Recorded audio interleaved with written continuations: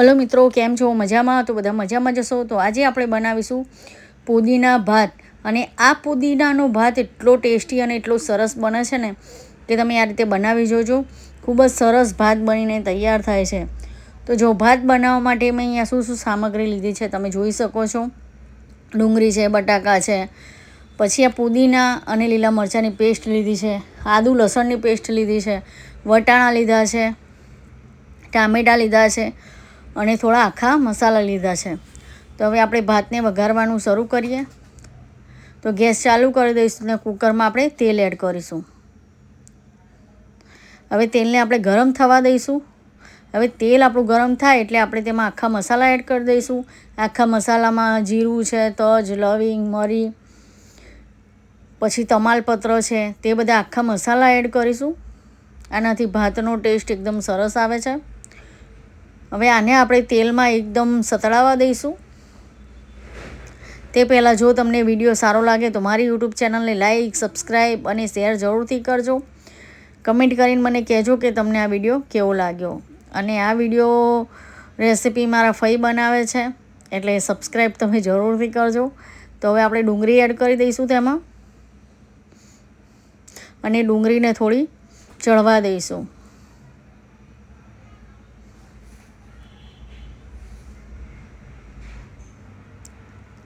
પછી આ રીતે જો મિક્સ કરી દઈશું ડુંગળીને મસાલા જોડે.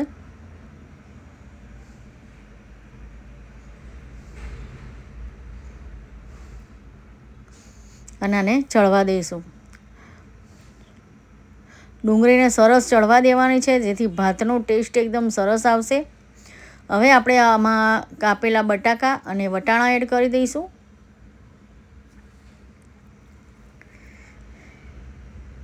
પછી આને મિક્સ કરી નાખીશું અને આને પણ થોડી વાર માટે આપણે થવા દઈશું.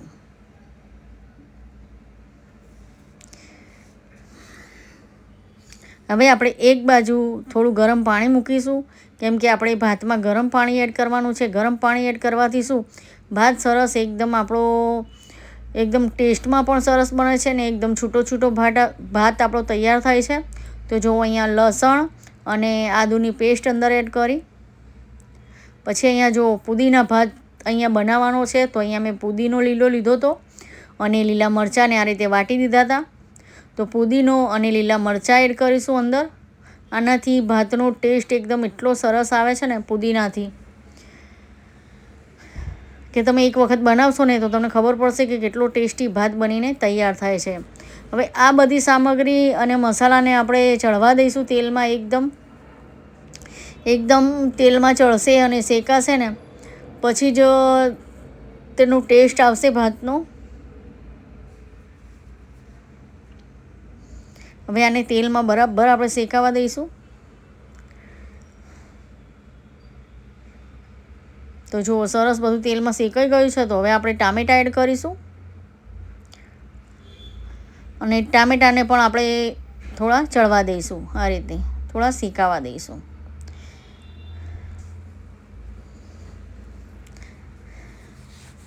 કેમ કે જો મસાલા સારા ચડેલા હોય ને તો ભાતનો ટેસ્ટ જ આખો અલગ આવે છે. તે માટે આ બધા મસાલાને ચડાવવા જરૂરી છે. અને બધા શાકભાજીને પણ થોડા ચડવા દેવા જરૂરી છે. ખાલી તેલમાં થોડા ફ્રાય થાય ને તો તેનો ટેસ્ટ એકદમ સરસ બદલાઈ જાય છે. તે માટે આને થોડા આપણે તેલમાં ચડવા દઈશું. હવે આપણે તેમાં હળદર એડ કરીશું અને મીઠું એડ કરીશું. પછી લાલ મરચું પાવડર એડ કરીશું. જે પ્રમાણે તમે તીખું ખાતા હોય તે પ્રમાણે તમારે લાલ મરચું પાવડર એડ કરવાનું છે. પછી આને મિક્સ કરી દઈશું.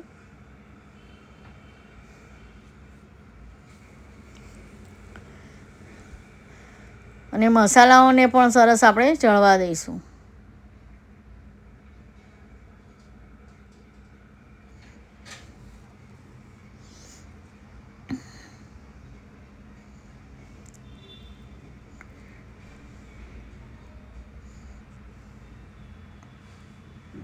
હવે અહીંયા જો મેં પુલાવનો મસાલો લીધો છે. પુલાવનો મસાલો તમને કોઈ પણ કરિયાણાની દુકાને મળી જશે આનાથી તમે આ મસાલો એડ કરો ને તો એકદમ તમે બહારથી લાવ્યા હોય ને તેવો જ પુલાવ બનીને તૈયાર થાય છે, તેવો જ ભાત બનીને અહીંયા તૈયાર થાય છે. તો હવે તે મસાલો એડ કરીને આ રીતે તેને મિક્સ કરી દઈશું અને મસાલાને આપણે શેકાવા દેવાનું છે. પછી જ આપણે અંદર ચોખા એડ કરવાના છે. જો મસાલાને બધું સરસ આપણું શેકાઈ ગયું છે, ચડી ગયું છે, તો અહીંયા જો ચોખાને મેં પહેલાં પલાળીને રાખ્યા હતા, તો આપણે ચોખા એડ કરી દઈશું તેમાં પલાળેલા.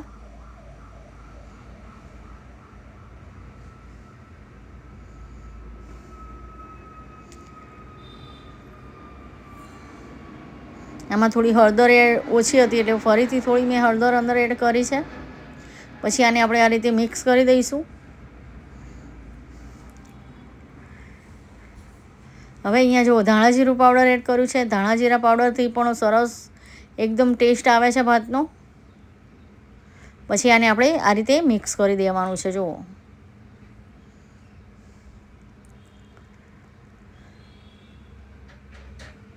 આ રીતે એકદમ બધા શાકભાજી જોડે ચોખા મિક્સ થઈ જવા જોઈએ અને બધા મસાલા પણ સરસ મિક્સ થઈ જવા જોઈએ.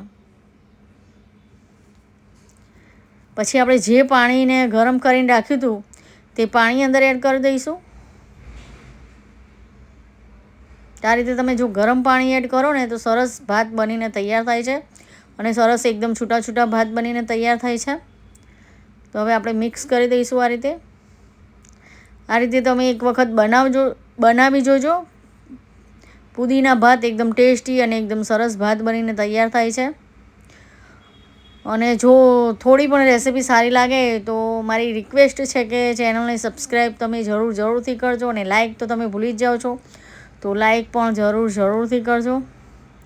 આપણે તેમાં મીઠું એડ કરીશું થોડું.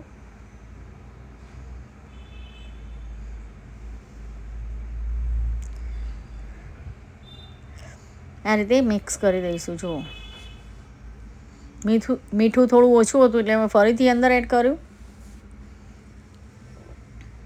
હવે અહીંયા મેં ઘી લીધું છે ચોખ્ખું, તો આપણે ચોખ્ખું ઘી એડ કરીશું અંદર અને આ રીતે મિક્સ કરી દઈશું. ઘીનો પણ ટેસ્ટ એકદમ સરસ આવે છે ભાતમાં. તમે થોડું ઘી અંદર એડ કરી જોજો, ખૂબ જ સરસ લાગે છે ભાત.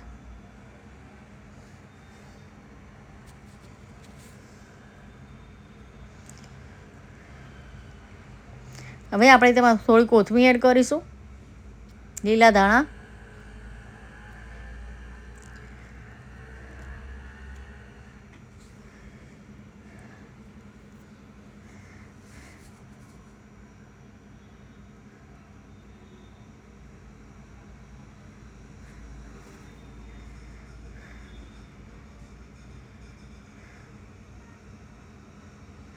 હવે આને આપણે ઢાંકીને આપણે 4 વિસલ વગાડી દઈશું.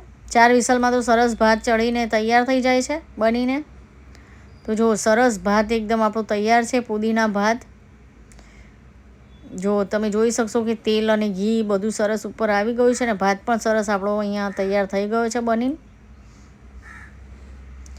તો આપણે તેમાં કોથમીર એડ કરી દઈશું. આ રીતે કોથમીર એડ કરવાથી શું ઉપરથી એકદમ સરસ લાગે છે ભાત અને એકદમ ટેસ્ટી પણ લાગે છે. તો અહીંયા તૈયાર છે આપણો પુદીના ભાત. આ રીતે ચોક્કસથી બનાવીને ખાજો અને વિડીયો ગમે તો લાઈક, શેર અને સબસ્ક્રાઈબ જરૂરથી કરજો. આ મેં નથી બનાવી રેસીપી, મારા ફઈએ બનાવી છે જે રાજકોટથી આવ્યા છે, તેમને આ ભાતની રેસીપી બનાવી છે. તો બધા સબસ્ક્રાઈબ જરૂરથી કરજો. તો જય મા લક્ષ્મી અને જય